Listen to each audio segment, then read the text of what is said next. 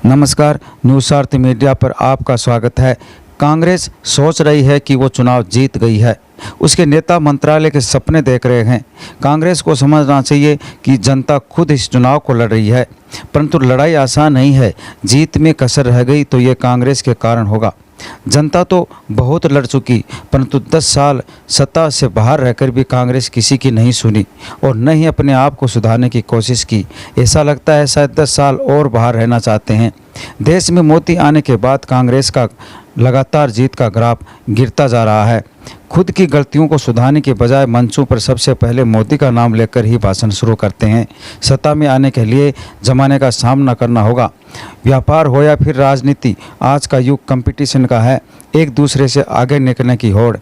मोदी को पता है कांग्रेस की कमजोरी कहाँ कहाँ है, इसलिए बिना थके बिना रुके अपनी फौज को साथ लेकर दिन रात दौड़ रहे हैं।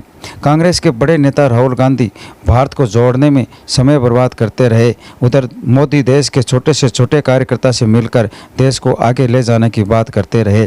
देश का किसान और सैनिक जब तक मजबूत है तो कोई ताकत भारत को तोड़ नहीं सकती।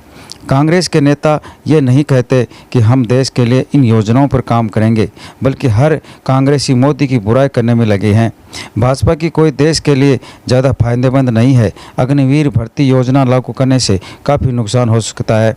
देश का किसान और खिलाड़ी भी नाराज दिखाई दिया, परंतु देश को मजबूत और ताकतवर तथा आत्मनिर्भर बनाने के लिए कुछ बड़े फैसले देश हित में अच्छे हैं। कांग्रेस तभी सफल हो सकती है जब बीजेपी से अच्छा काम करे और बड़ी बड़ी योजनाओं के माध्यम से करोड़ों युवाओं को नौकरी और रोजगार मिल सके। बुराई से खुद और देश का नुकसान ही होता है। भाजपा जहां अब की बार 400 पार का नारा देकर चुनाव मैदान में उतरी, तो वहीं कांग्रेस अब तक के चुनाव इतिहास में सबसे कम सीटों पर चुनाव लड़ रही है। कम सीटों पर चुनाव लड़ने के बाद भी कांग्रेस को ज़्यादा सीट जीतने की उम्मीद क्यों है? प्रधानमंत्री देश नरेंद्र मोदी की अगुवाई में बीजेपी जीत की हैट्रिक लगाने की कोशिश में है। बीजेपी अब की बार 400 पार का नारा दे दिया था। विपक्षी कांग्रेस इंडिया गठबंधन कह रही है कि इस बार बीजेपी का विजय रथ रुक जाएगा। भाजपा के नेता 400 पार पर का नारा दे रहे हैं तो कांग्रेस के नेता भी संविधान बचाने के नाम पर वोट मांग रहे हैं। राजस्थान के एक कांग्रेस नेता ने तो यह भी कह दिया कि इस बार लोकसभा चुनाव में इंडिया गठबंधन की जीत होगी और उसके बाद राहुल गांधी देश के अगले प्रधानमंत्री बनेंगे।